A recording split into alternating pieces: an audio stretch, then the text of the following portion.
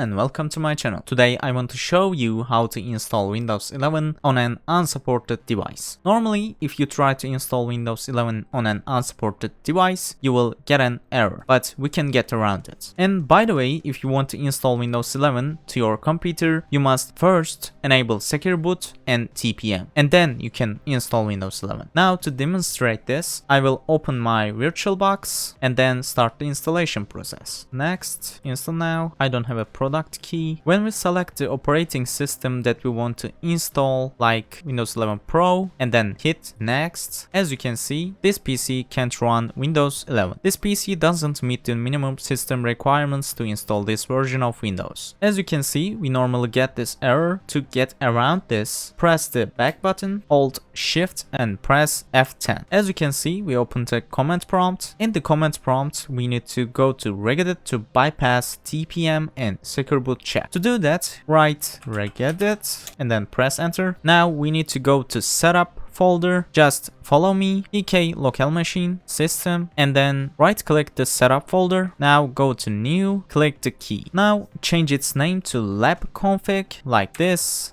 lab config. By the way, you need to write exactly what I write. Then click this lab config folder, and in this folder we need to create a dword 32-bit value. To do that, right click the blank area, go to new, and then click dword 32-bit value. Then change its name to bypass secure boot check. After that, go inside the dword value and change its value data to 1 and then hit OK. We successfully bypassed the secure boot check, but we need to do exactly the same thing with the TPM check. Right click the blank area again and create a new dword 32-bit value. Now change its name to bypass TPM check. Then hit enter. After that, go inside the dword value and change its value data to 1 again and then hit OK. I need to say it again, please make sure you write the names exactly like mine, because you aren't careful about those letters, it doesn't let you install. Now we're done. Let's close those tabs and select an operating system that you want to install. I will select Windows 11 Pro, and then when I press the next button,